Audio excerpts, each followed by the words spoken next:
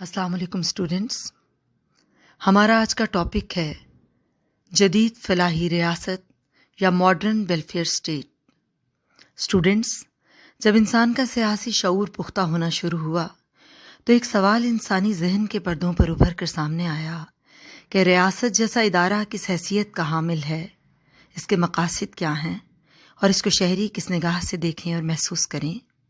کیا یہ ادارہ اس قدر اہم ہے کہ اسے طاقتور بنا دینا چاہیے اور فرد کو اس کے مقابل پر اپنے تمام تر حقوق چھوڑ دینے چاہیے؟ اور یہ سوال بھی کہ کیا یہ ادارہ اتنا کم حیثیت ہو کہ اس کی طاقت کا دائرہ سکڑتا چلا جائے اور افراد ایک آزاد جنگل کے سے ماحول میں زندگی بسر کریں؟ کیا ریاست کے دائرہ اختیار کو محدود کرنا فرد کی آزادیوں کا ضامن ہے؟ کیا ریاست اتنی اہم ہے کہ اسے ہم بذات خود ایک مقصد قرار دے دیں، یا پھر اسے مقاصد کے حصول کا محض ایک ذریعہ سمجھنا چاہیے؟ کیا ریاستی قوانین کو فرد کی زندگی پر اس طرح حاوی ہونا چاہیے کہ فرد آزادی سے جینا بھی چاہے تو جی نہ سکے، یا پھر ریاست کو اتنے محدود اختیارات دینے چاہیے کہ فرد اور ادارے اس کے مقابل پر اتنے طاقتور ہو جائیں کہ ریاست کا اپنا اختیار ختم ہونا شروع ہو جائے اور انسانی معاشروں پر جنگل کا سا قانون لاگو ہو جائے؟ جس کی لاٹھی اس کی بھینس کا دستور ہو۔ ان سوالوں کا جواب انسانوں نے مختلف ادوار میں دیا اور بخوبی دیا۔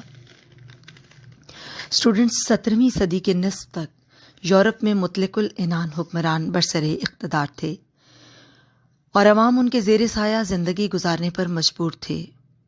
ایسی صورت میں رائٹرز اور مفکرین کا ایک گروہ اس مطلق العنانیت سے متاثر ہو کر ریاست کو طاقتور بنانا چاہتا تھا، کیونکہ ریاستی طاقت حکمرانوں کو بھی طاقتور بنا دیتی ہے۔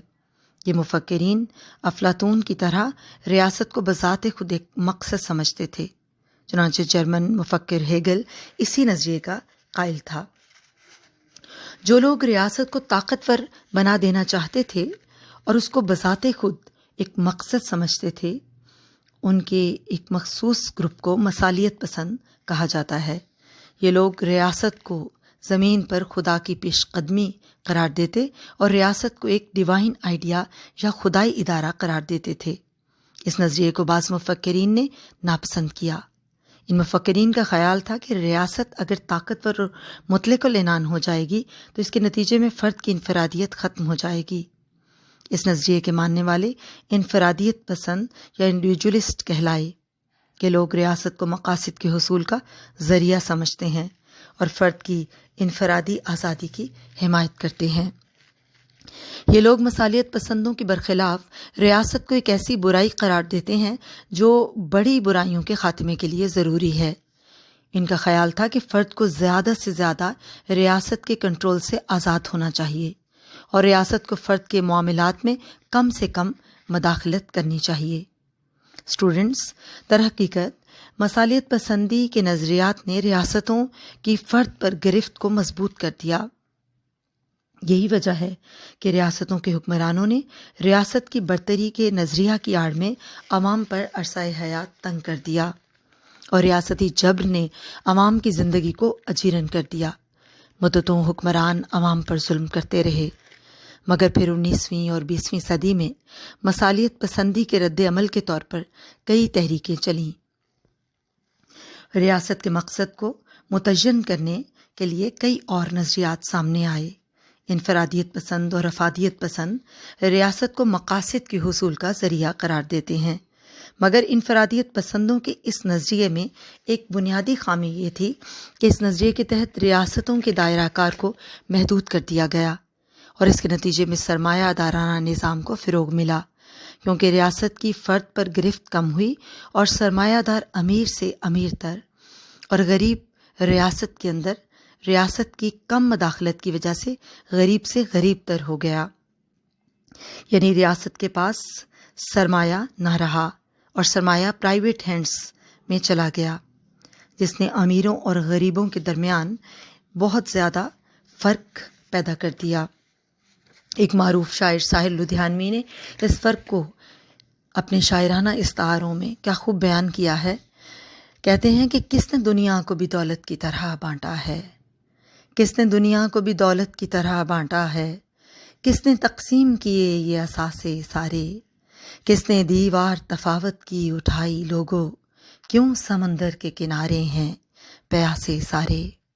تو اسٹوڈنٹس، اس نظریے کے رد عمل میں کچھ اور نظریات سامنے آ گئے. اشتراکیت یا سوشلزم بھی ایک ایسا ہی نظریہ تھا.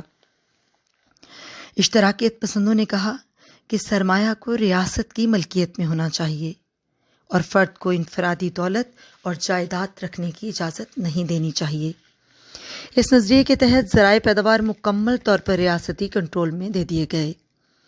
انسانی آزادیوں کا خاتمہ کر دیا گیا. انسانی زندگی میں مقابلے کی فضا کو ختم کر دیا گیا. مگر اشتراکیت کے تحت مختلف ریاستوں میں جب انقلاب آئے تو ریاستوں نے اپنی طاقت کے نام پر ظلم و جبر کو رواج دیا اور ظلم و تشدد کی ہولناک داستانوں کی صدائے بازگشت آج بھی سنائی دیتی ہے. پھر اسٹوڈنٹس، مفکرین کی ایک بڑی تعداد اس سوچ پر بالآخر متفق ہو گئی کہ ریاست بہرحال عوام کی بھلائی کے لیے بنی ہے اور یہ مقاصد کے حصول کا ذریعہ ہے. مگر اس کا یہ مطلب ہرگز نہیں کہ ریاست کے دائرہ کار کو اتنا محدود کر دیا جائے کہ طاقتور افراد اور ادارے انسانی آزادیوں کو تباہ و برباد کر دیں اور آزادی کے نام پر ظلم و جبر کو روا رکھیں. اس حوالے سے قدیم یونانی مفکرین میں سے ارسطو نے ریاست کے متعلق ایک خوبصورت بات کی کہ ریاست بنائی گئی تاکہ انسان کی بنیادی ضرورتیں پوری ہوں اور جاری رکھی گئی تاکہ انسان بہتر زندگی گزار سکے. ارسطو کے اس نظریہ کو بالآخر پذیرائی حاصل ہو گئی اور 20ویں صدی میں پروفیسر لاسکی نے فلاحی ریاست یا جدید فلاحی ریاست کا تصور پیش کر دیا. اسے جدید اس لیے کہا جاتا ہے کہ یہ تصور 20ویں صدی میں سامنے آیا. اس نظریے کی روح سے فرد کی آزادی اور ریاست کے اختیارات میں توازن قائم کرنے کی کوشش کی گئی.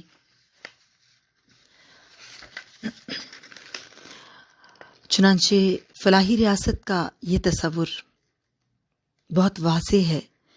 اس کے مطابق ریاست ایک مثبت، مفید اور بہت ضروری ادارہ قرار پایا جو بنی نوع انسان کے دکھوں کا مداوع کرے. اور آج کہا جاتا ہے کہ ریاست فلاحی مقاصد کے لیے وجود میں آئی. بقول لاسکی، فلاحی ریاست ایک ایسی تنظیم ہے جو بڑے پیمانے پر معاشی فلاح و بہبود کو حاصل کرنے کا ذریعہ بنتی ہے. کانٹ کہتا ہے کہ فلاحی ریاست شہریوں کو معاشرتی کاموں کا ایک وسیع حلقہ فراہم کرتی ہے. چنانچہ جدید دور میں ریاست محض دفاع کا ذریعہ نہیں، صرف جنگ و جدل کرنے والا ادارہ نہیں، نہ ہی یہ شہزادوں اور شہزادیوں کے فاتحانہ خیالات کی تسکین کا ذریعہ ہے، نہ ہی یہ وقت کے بادشاہوں اور ملکاؤں کی وسعت پسندی کی خواہشات کو مکمل کرنے کا ذریعہ ہے، بلکہ آج کی ریاست ماڈرن ویلفیئر اسٹیٹ ہے جس کا مقصد عوام کے لیے راحت و آرام مہیا کرنا ہے. چنانچہ ایلیٹ کہتا ہے کہ فلاحی ریاست قوم کے اجتماعی مفادات سے تعلق رکھتی ہے اور بعض معاشرتی خدمات سر انجام دیتی ہے جس کا تعلق دفاع اور قیام امن سے نہیں ہوتا. اسٹوڈنٹس، نیکسٹ لیکچر میں ہم فلاحی ریاست کے فرائض اور اس کی ذمہ داریوں پر بات کریں گے.